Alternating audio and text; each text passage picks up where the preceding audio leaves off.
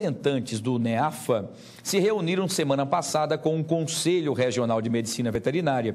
O Centro de Zoonoses, de Controle de Zoonoses com a veterinária Patrícia Magalhães, eles se reuniram para apresentar um guia educativo que tem, inclusive, por finalidade, ajudar as pessoas que convivem com cães e gatos e que diariamente apresentam suas dúvidas em consultas realizadas. Então, para saber mais sobre tudo isso, nós estamos recebendo com muito carinho aqui em nossos estúdios a veterinária doutora Eveline Marques, que está sempre conosco aqui, para trazer essas informações, para a gente poder entender o que é que saiu de bom nesta reunião. Doutora Eveline, um bom dia, um prazer tê-la aqui mais uma vez, para a gente falar um pouquinho como é que surgiu essa ideia de criar este guia educativo? Justamente com isso, com as consultas, as dúvidas, as queixas, as interrogações. Foi através disso que se criou este guia? Bom dia, seja bem-vinda. Bom dia a todos que nos assistem. Na verdade, as dúvidas das pessoas são frequentes. E nesse momento, quem tem um cão ou um gato em casa e está nos assistindo deve ter as suas dúvidas também. Sempre, né? Coisas básicas como, será que esse meu cachorro pode dormir comigo na minha cama? Será que o meu gato precisa ou não precisa tomar banho? E assim, são situações corriqueiras que todo veterinário encontra. Mas o ponto de partida mesmo foi depois da divulgação de um dado oficial do IBGE, em 2014, onde foi detectado oficialmente que no Brasil existem 70 milhões de cães e gatos domiciliados. Caramba! Né? Esse censo é feito incluindo os cães e gatos porque o governo precisa se organizar para a campanha de vacinação contra a raiva. Isso. A partir desse número, vence aquela preocupação grande que, inclusive, o Conselho Federal de Medicina Veterinária enxergou esse número como um grande desafio para a classe médica veterinária. Por quê?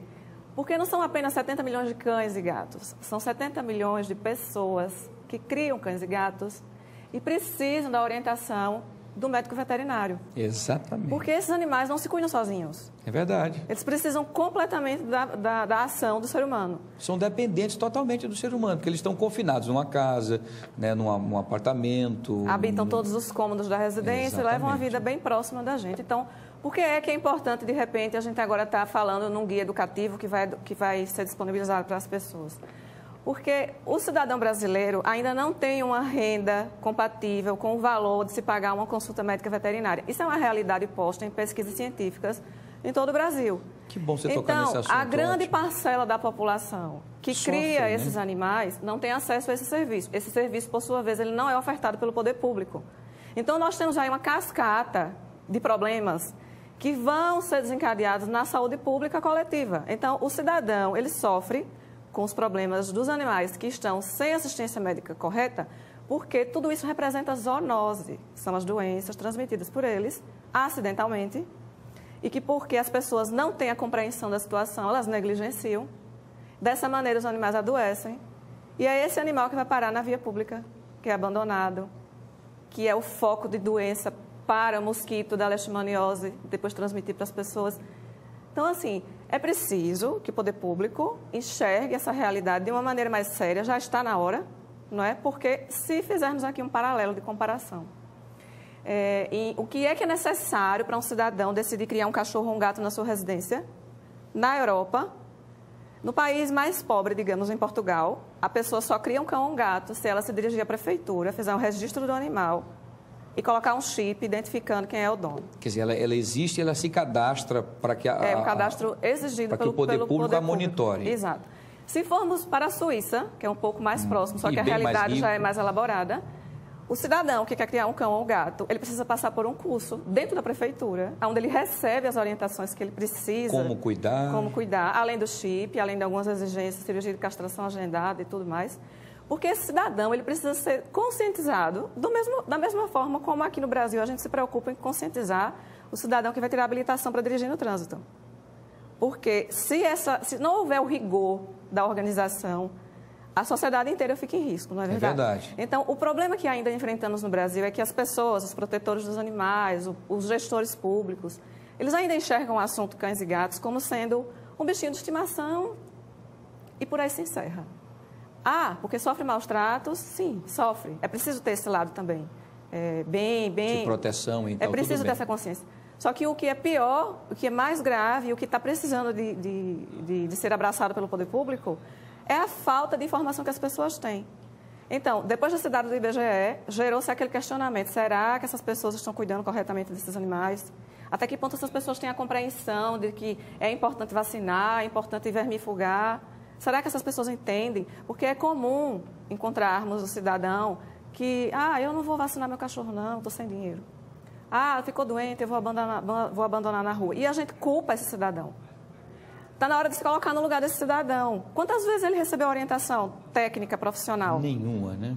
Aí, vamos investigar a realidade em Maceió, porque quando nós procuramos os dados estatísticos científicos no Brasil, existiam muitas cidades já que tinham sido alvo desse tipo de pesquisa, mas Maceió não. Então, eu, como médica veterinária do NEAFA e fazendo um curso de mestrado, desenvolvi uma pesquisa a nível de mestrado científica dentro da ONG, onde foi possível investigar os níveis de compreensão das pessoas que criam cães e gatos aqui no município. Que maravilha! Até que ponto essas pessoas entendem o que elas têm que fazer e a importância do que elas têm que fazer. Né? E aí encontramos, foram 31 pontos investigados, a pesquisa é muito abrangente, mas alguns dados estatísticos que eu posso falar que chamam bastante atenção é de que 96% dos entrevistados não tinham a rotina de acesso ao veterinário com seus animais. Daí, nessas pessoas, você tinha pessoas que estavam com um gato há 5 anos de idade dentro de casa, um cão com 3 anos de idade, exemplos, e nunca tinha recebido um remédio contra verme. Caramba! E aí a gente se reporta a pessoa, mas a senhora sabe a importância de vermifugar o seu cachorro? Não. Não, eu não sei. É a primeira vez que eu estou vindo no veterinário e tem um animal com 5 anos de idade em casa. Então, é preciso que os gestores olhem para essa realidade, né, e entendam. E levem essa informação. Para poder as pessoas terem acesso, né? Então, voltando à nossa cascata, se as pessoas criam um animal em casa, não tem regra para se adequarem, e o poder público não está oferecendo o serviço de orientação básico, nós estamos diante de um problema um pouco sério, né? Seríssimo. Pelo que você está me relatando aí, é um problema que já devia ter sido vindo à tona, né? Vindo à tona há muito tempo. Agora, aí, tudo bem, você tocou nesse assunto que fez esse estudo, que eu achei maravilhoso. Esse foi o ponto de partida para a gente concluir que deveríamos criar um guia educativo. Fantástico. Nesse guia educativo aí, doutora Eveline, quais são as dúvidas mais recorrentes para quem cria gatos e cachorros que podem ser esclarecidas através do guia? Então, a pesquisa em si, que investigou aqui os níveis de compreensão das pessoas, os níveis de cuidado básico do cidadão em Maceió, tem aqui 31 pontos que foram abordados e, na verdade, consiste em perguntas que são necessárias, que as pessoas têm, são dúvidas que elas têm. Licença, deixa eu dar uma folhada e enquanto você fala, deixa eu mostrar aqui. Dessa forma, produzimos o guia educativo, que contempla 67 perguntas com respostas feitas pelos próprios animais. Então, vamos aqui ilustrar a maneira como foi pensado. Sim. Eu tomei um susto, falou, pelos próprios animais, assim, na ilustração. Tomei um susto, falei, já tem animal falando já? Uma maneira dinâmica, realmente eles estão falando aqui no guia, porque surge a pergunta... Deixa eu mostrar para você aqui, ó. Deixa eu te ajudar. Surge a pergunta aqui no alto. Deixa eu te ajudar. E a resposta vem a partir do próprio animal falando. Então, assim, é uma maneira de produzir um material que as crianças consigam ter acesso, que as pessoas mais leigas tenham a compreensão da informação, não é? É um exemplo da diagramação como foi pensada. É o próprio bicho quem faz a resposta ao questionamento. Tem aqui o gatinho, né? Aqui, ó, né? Que todo gato precisa ter em casa, tal. Ele com um óculosinho ali perguntando e tal. Então, tá uma coisa bem didática mesmo, fácil para que as pessoas possam, não é? Essa pergunta em si, ela faz parte do comportamento natural da espécie, do gato, né? Outras, por exemplo, como essa aqui, que é legal criar muitos gatos em casa. Um ponto importante que essa pesquisa observou é que há muitas pessoas aqui em Maceió que são acumuladores de animais. É verdade. São pessoas que precisam realmente de um apoio da saúde pública, porque se trata de um problema psíquico, né? Quer dizer, não é uma questão mais de proteger e de amar. É um amor que extrapola perde completamente a consciência os limites, do que é o né? certo. Então, essa aglomeração aqui causa doença. Então, é uma maneira dinâmica e interativa, assim, de contar esse problema para não ficar tão chocante. Então, tem a ilustração aí com vários... Deixa eu tentar outra aqui. Esse aqui também é outro ponto importante. O que é que acontece? Muitas pessoas gostam de gato, acham o gatinho lá na sarjeta. Ai, que pena, vou levar para casa. Ok, levou para casa. Só que aí cria um animal por vida livre. O animal vai para a via pública e volta para dentro de casa a hora que ele quer. Esse modo de criar ele é inadequado. se essa pessoa tivesse passado pela consulta de um médico veterinário, ela teria sido orientada a não deixá-lo... a não deixar. O porquê dessa problemática? Porque o gato, ele é um carnívoro caçador. Então, o hábito dele fora de casa é esse. Caramba, ele está com um rato ali. Né? Então, a espécie é assim. Só que a pessoa não tem essa compreensão. Depois esse animal volta para sua casa, o indivíduo quer dormir com ele na cama. Ele lambe a boca. Esse gatinho que caçou um rato na rua, muitas vezes é criado numa residência onde ele não toma um remédio contra verme, ele não é vacinado, né? A pessoa resolve até dar um banho porque acha que é importante. Aí as unhas desse gato estão infectadas por problemas que ele trouxe da rua, arranha a pessoa em casa. Então, assim, tem uma série de coisas que nós veterinários consideramos básicas a nível de saúde pública. E aí vem o exemplo de quem quer criar um gato, ele deve ser criado dessa maneira, dentro da residência, com brinquedos para poder distrair o instinto caçador que o gato tem. Entendi. Né? Tem que ter sempre algum brinquedo que se movimente. Que ele precisa... preciso, porque nós estamos tirando um bicho que não é da nossa espécie, que estava no ambiente aberto e nós decidimos colocá-lo dentro de casa. Nós temos que acompanhar, então, o instinto, é isso, né? Tem que respeitar o que a espécie precisa, né? E, de alguma maneira, conseguir fazer, dentro da residência da pessoa, o criadouro adequado. Então, esse guia ele é dividido em duas partes. Ele é explicado especialmente para quem cria gato e também tem as explicações específicas para quem cria o cachorro. Para quem cria cães. Vamos ver, então, dos cães. Desculpa aqui, deixa eu deixar com a doutora aqui. Ela já conhece esse guia de trás para frente e de frente para trás. Aí vem a questão das zoonoses, que são comuns às duas espécies. Muito bem. Né? Então, é sempre interessante a pessoa passar realmente pelo médico veterinário, porque cães e gatos já nascem parasitados.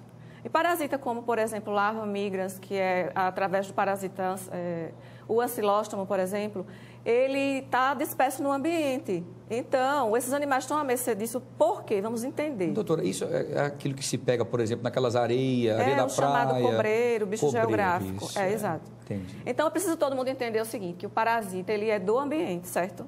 À medida que você cria um cão ou um gato com vida livre na rua, sem dar um vermífugo, sem fazer os cuidados adequados, sem dar o alimento adequado para ele, ele está à mercê de adquirir esse parasita. E depois, esse parasita pode ser eliminado nas fezes do cão, em casa, e a própria pessoa se infectar na residência.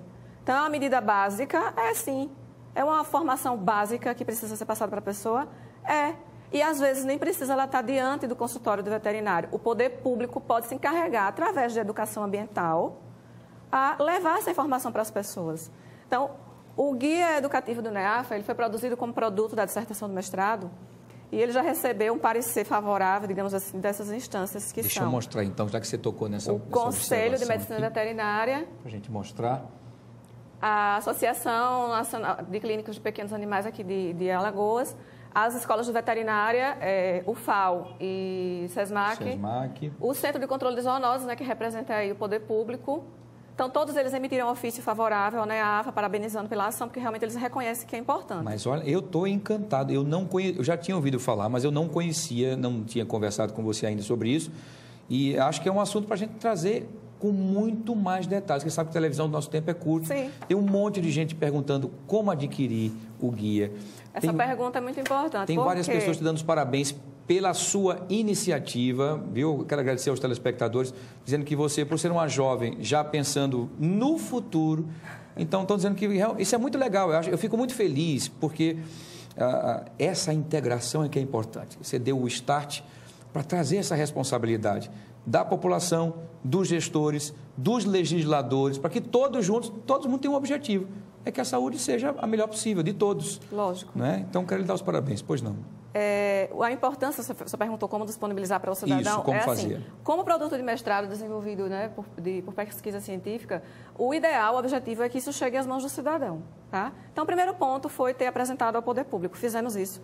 Mas aí, o produto do mestrado gerou não só o guia educativo com as logomarcas do NEAFA, específico para a ONG, foi gerado um produto específico para o governo, com as logomarcas do CCZ, com o timbre daqui do Centro de Controle de Zoonoses, e foi entregue nas mãos do representante do CCZ no momento da reunião, na quarta-feira, dia 16. Entendi. Então, assim, o que se espera agora é que eles consigam se organizar e distribuir diante da crise, diante das estratégias que todos nós sabemos que existem da burocracia, e fazer com que isso seja disponibilizado para as pessoas, através dos grupos de proteção animal que estão crescendo muito aqui em Maceió. Verdade. E eles realizam muitas feiras de adoção. Então, as pessoas estão o tempo todo levando para casa um cão ou gato. Que bom que está acontecendo essa realidade. Se fosse junto... Mas elas têm que entender algumas coisas básicas, porque essas pessoas que adotam os animais, elas não vão ao veterinário, porque elas não podem pagar a consulta. Muitas vezes é isso que acontece. Agora, independente da classe social, a pesquisa mostrou que da classe A a Z, há falhas na compreensão de todos. Então, por isso que é importante hoje as redes sociais. O CCZ também recebeu o arquivo digital para que ele possa disponibilizar para a população através das redes sociais. O dia a dia pode ser mais enriquecido com essas informações de saúde pública. Que maravilha. Vou até deixar aqui, ó. Eu achei parabéns, viu, doutora Eveline? Parabéns mesmo. Eu acho que você dá um salto grande aí, porque você trouxe a realidade. Claro que o censo, o próprio IBGE, mostram a realidade, né? Que deve ser até mais do que isso, porque na verdade é uma... Porque existem os animais na via pública. O IBGE contabiliza os domiciliados apenas. Os que estão apenas. domiciliados, fora os que a gente vê o tempo inteiro nas ruas aí largados, justamente muitos largados por isso. As pessoas amam os animaizinhos, mas são pobres, não podem cuidar dele, esquecem que os animais fazem cocô, ficam dodói e tudo mais, enfim. E depois que o animal fica doente, eles o abandonam. E esses animais acabam ficando perambulando pelas ruas, o que é uma pena, né? Enfim, não tem culpa o animal, né? Não tem, nem tem culpa também esse cidadão que está à mercê da falta de informação. Por isso que é preciso o poder público se envolver um pouco mais. Porque o cidadão que mora, por exemplo, no Vale do Reginaldo e o cidadão que mora na Ponta Verde, eles criam cães e os cães necessitam das mesmas coisas. Tudo bem. A diferença é que uma pessoa aí nessa classe social vai ter acesso ao veterinário e a outra não vai. Mas ela tem a liberdade de criar. Né? Ela pode ir numa feira de adoção e levar um bicho para casa. Mas se esse animal adoecer, essa pessoa não tiver consciência e querer abandonar na via pública, ela gera um problema para a sociedade. Verdade. Então é preciso que os gestores abram o olho. Perfeito, concordo. Doutora Eveline Marques, queria ficar com você aqui até terça-feira que vem. O assunto é muito gostoso, eu adoro animais, eu sou também um protetor, luto para que essa causa seja aí. Conte com esse espaço. Eu criei, inclusive, nesse espaço aqui no nosso programa, a Vez do Pet. E vamos marcar outras vezes para que você venha sempre tocar no assunto, para que você passe essas informações aqui na TV. Vamos combinar Perfeito. isso? Vamos sentar depois com calma para a gente poder falar. Acho que é muito importante. Cada dia você, como médica veterinária, seria ótimo. Perguntas dos telespectadores que nós vamos colher e você viria responder. Seria ótimo. Acho que seria bom. Uma interação muito proveitosa. Mas dependendo também da sua agenda, que eu sei que é bastante dinâmica e corrida. Doutora Eveline Marques, veterinária, mais uma vez, muito obrigado. Parabéns a você, tá certo, pela sua... Agradeço o espaço. O NEAFA agradece o espaço. Dê um abraço na nossa querida Deise também. Um abraço grande a todos que fazem o NEAFA. E sempre que precisar, esse espaço está e estará à sua disposição. Cabe ainda um agradecimento? Claro, deve. Toda a informação contida neste guia educativo, ela passou por revisão técnica, que merece aqui ser ressaltada, e agradecer aos professores PhD, doutores da Universidade Federal de Alagoas, professora Márcia Notomi, professor Wagner Porto, professor Diogo Câmara, professora Flaviana Vanderlei, e a parte de legislação que o guia aborda foi revisada pela nossa advogada Adriana Alves, da UAB. Então, assim, está bem fidedigna o conteúdo informativo. Que maravilha. A equipe também só tem fera, né? Muito bem. Todo mundo voluntário. Exatamente. Que bom. Por isso que deu certo. Muito bem.